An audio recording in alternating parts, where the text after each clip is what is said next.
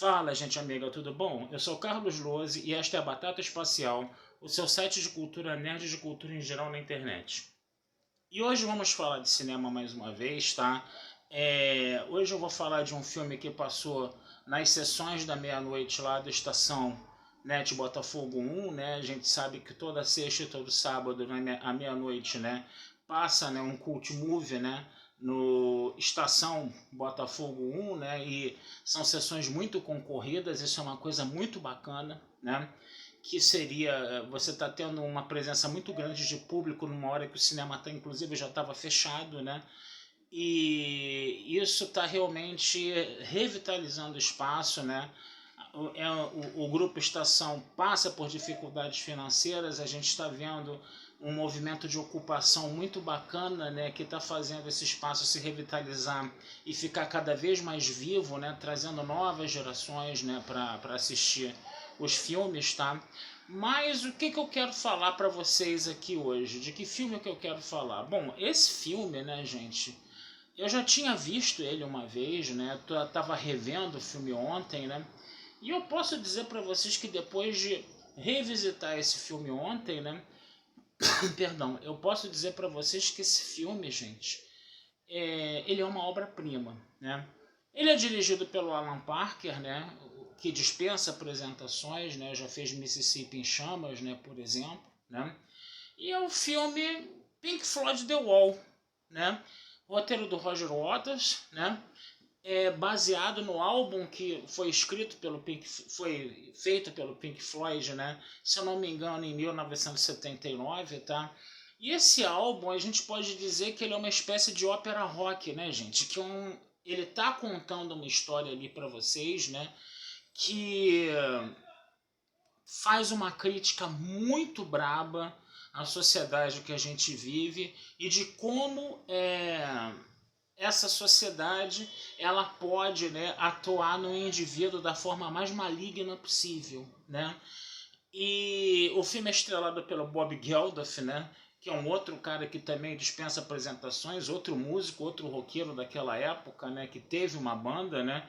Ele tinha até aquela música Don't Like Mondays, né? Eu não gosto de segundas-feiras, né? Que é uma música, o videoclipe é muito engraçado e a música é muito bonitinha. Sugiro que vocês procurem no YouTube esse filme, tá? Esse videoclipe, tá? E o que acontece? O Bob Geldof estrela esse filme, né? E esse filme, ele também tem um quê um pouco autobiográfico do Roger Waters, né?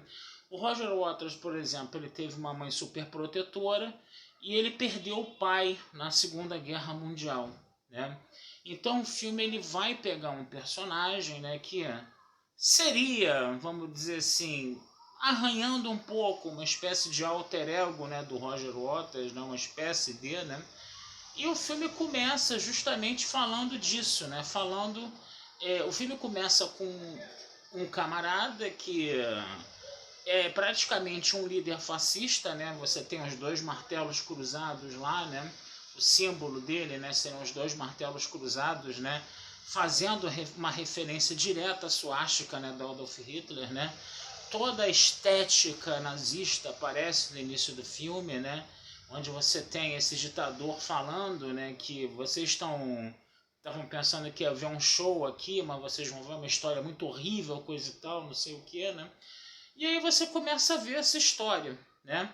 Uma história de um menino que perdeu o pai na guerra, né? E essa coisa é muito musicada, né? As letras das músicas são muito impactantes, né? E as imagens que o Alan Parker produziu, né, para ilustrar essas letras também são sensacionais, né? Você vê essa infância difícil, né, que ele teve de pegar as lembranças do pai. Na verdade, o início começa com cenas de batalha de guerra, né? E você vê, entendeu, os soldados sendo mortos no fronte, né? Uma coisa meio que mais de Primeira Guerra Mundial, de Segunda também um pouco, porque tinha máquinas aéreas também, mas tinha muitas trincheiras, né? E corpos empilhados, mutilados dentro das trincheiras, né? Um negócio muito forte, muito impactante, né? E depois aparece a casa do garoto vendo as lembranças de guerra, né?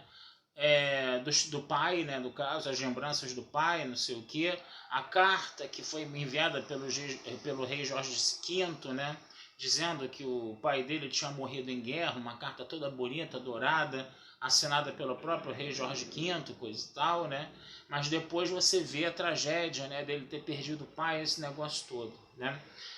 Depois você vê também, né, uma educação extremamente autoritária, né, onde os professores eles ridicularizavam os alunos, onde os professores tinham o direito de agredir fisicamente os alunos, né. Quer dizer, o Roger Waters é das antigas, né, ele é um cara que foi da época do momento em que os professores podiam bater com a régua na cabeça dos alunos, bater com a régua na mão dos alunos, entendeu? Aquela coisa de ajoelhar no milho, aquela coisa toda, né? Essa educação altamente opressora, altamente autoritária, né? Que passa bem longe do que a gente está vendo hoje, né? Hoje, inclusive, a gente está vendo uma situação, inclusive, até um pouco contrária a isso, né? Você está tendo, inclusive, um total desrespeito agora para com os professores, né? No caso, né?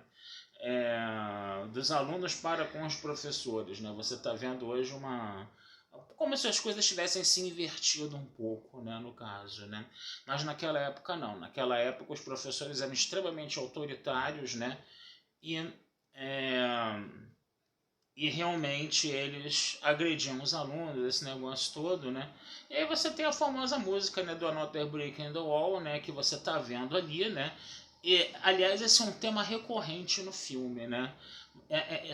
A sociedade ela produz, né, entendeu, uma espécie de muro, né, que oprime as pessoas, que evita que as pessoas vivam em liberdade, que são as rígidas convenções sociais, né, de uma sociedade conservadora, de uma sociedade belicista, de uma sociedade agressiva, né? E na verdade as pessoas estão sendo produzidas para serem mais um tijolo nesse muro, né? Nesse muro aí no caso, né? E esse tema ele permeia todo o filme, né? The Wall, a parede, né? No caso, né? Mostra lá a cena dos alunos se revoltando, coisa e tal, esse negócio todo, né? Mas o filme ele tem esse negócio, os momentos assim de mais revolta, coisa e tal, parecem às vezes devaneios, né? Que no final você volta para aquela sociedade autoritária novamente, né? Esse garoto vai crescer, né? Esse garoto vai começar a procurar prostitutas, né? Para se aliviar, coisa e tal. Ele tem sérias dificuldades de relacionamento, né? Então ele vai procurar putas, né? Para poder se aliviar sexualmente. Mas quando ele consegue levar, entendeu, uma prostituta dessas para casa, né? Ele não consegue ter nada com ela porque ele fica olhando fixamente para os filmes de guerra na televisão, né? Como se fosse uma lembrança do pai, e ele fica se martelando ali com aquilo na cabeça, vendo aquelas séries de guerra, aquelas séries heróicas de guerra, quando ele sabe que a realidade da guerra não foi nada a ver com aquilo, até que ele tem uma explosão de paroxismo e destrói todo o apartamento dele, né? O filme, inclusive, tem muitas explosões de paroxismo, tá, gente? Tem muitas explosões emocionais assim, intensas, agudas, né? De desespero mesmo, de agressividade extrema, né? Que é esse indivíduo lutando contra esse muro, contra essa parede, lutando para não ser mais um tijolo na parede. Ele está ali se revoltando desbragadamente, completamente sem controle, né? Até que chega um momento, né, em que ele vai, né, justamente ser, como ele estava sendo extremamente agressivo, ele vai começar, né, obviamente ele tem um colapso nervoso, vamos dizer assim, e ali você tem toda uma equipe médica ali tentando acalmar ele, começando a dar drogas para ele, assim, drogas que, vamos dizer assim, tranquilizantes ou drogas viciantes, coisa e tal, né? E aí, nessa hora, obviamente, você tem o Comfortable Numb, né? Que é, na minha modesta opinião, a melhor música do Pink Floyd, ela é sensacional, né? Mas essas drogas, né, fazem com que ele entre numa espécie de casulo, né? Onde ele fica ali desesperadamente preso dentro daquele casulo, né? É uma cena extremamente angustiante, tá? O filme tem uma coisa, eu vou falar isso de novo, né, cara? Eu sou muito suspeito para falar dessas coisas, mas o filme tem uma coisa expressionista muito braba, né? Esse filme é expressionista pra cacete, tá? E aí o que acontece? O cara começa a se fica com aquele casulo agarrado em torno dele, ele começa a se debater, começa a se arrebentar, a se tirar daquele casulo, e aí quando ele sai do casulo, ele se torna quem? O líder fascista. Eu acho isso sensacional, né? Você está vendo, né? Vamos pensar, por exemplo, a figura do Adolf Hitler. O Adolf Hitler foi, por exemplo, um soldado da Primeira Guerra Mundial, foi um sargento que foi ferido em guerra, conseguiu sobreviver, foi derrotado pela guerra e ficou remoendo aquele ódio junto com toda a nação alemã, buscando a vingança, né, dos vencedores da Primeira Guerra Mundial na Segunda, né? E aí ele começou a se entremear dentro dessa sociedade autoritária alemã, dentro dessa sociedade conservadora alemã, e foi descobrindo todos os caminhos para chegar ao poder, né? E fazer o quê? A Segunda Guerra Mundial. Ou seja, replicar a guerra, entendeu? Replicar a mesma guerra onde ele estava, né? Ele foi gestado na Primeira Guerra Mundial para fazer a Segunda.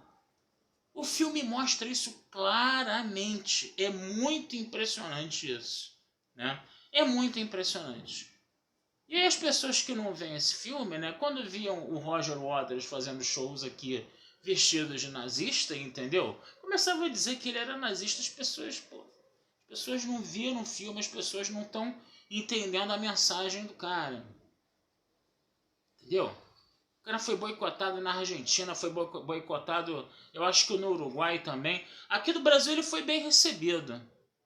Mas quando ele teve que fazer shows na Argentina e no Uruguai, por exemplo, não deram reserva para ele ficar hospedado em hotel lá. Ele teve que ficar hospedado em São Paulo e fazer um voo para Buenos Aires e acho que para Montevidéu também no dia do show. Eu acho, tá? Eu acho que a coisa foi mais Buenos Aires. Eu não tenho certeza se aconteceu no Uruguai também, não. Mas eu acho que aconteceu nos dois países.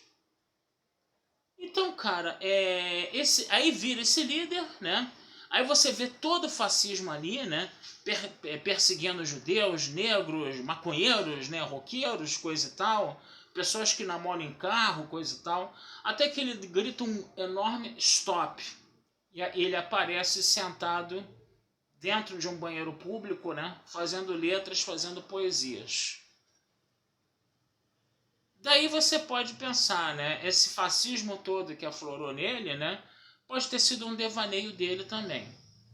E depois ele é julgado por essa massa conservadora, né? Por ter se rebelado contra a parede, por ter deixado de ser mais um tijolo na parede. E aí qual é a punição? Explodiu o muro, né? Essa explosão do muro, ela pode estar carregada de significados, né? Explodir o muro seria o quê? A destruição dessa sociedade. Explodir o muro seria o quê? Ele ser expulso dessa sociedade autoritária e conservadora e não ter para onde ir. Porque um cara que foi gestado numa sociedade conservadora e autoritária, quando ele se liberta dessa sociedade, ele vai saber viver. Ele vai saber viver com liberdade. Entendeu? O estrago já foi feito. O cara já está completamente, entendeu? Translocado, completamente destruído, aniquilado, desmantelado, desconstruído por essa sociedade. Será que ele tem algum refúgio fora dessa sociedade conservadora? Será que ele finalmente alcançou a liberdade ou ele não vai saber o que fazer com a liberdade dele porque ele foi sempre educado de forma autoritária?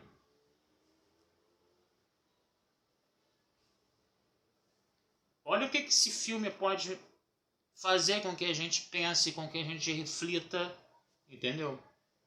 É por isso que eu acho esse filme uma obra-prima, tá? E, pior dizendo, ele é super atual. Isso é o que assusta mais. Isso assusta demais. Gente, vou parar por aqui, tá? Vida longa e próspera a todos, tá? Não deixem de visitar meu site batataespacialtudojunto.com.br, tá? Futuramente vamos conversar sobre mais filmes com vocês. E fiquem com essas reflexões aí na cabeça, quem assistiu esse vídeo, tá? E procure ver esse vídeo, e procure ver esse filme.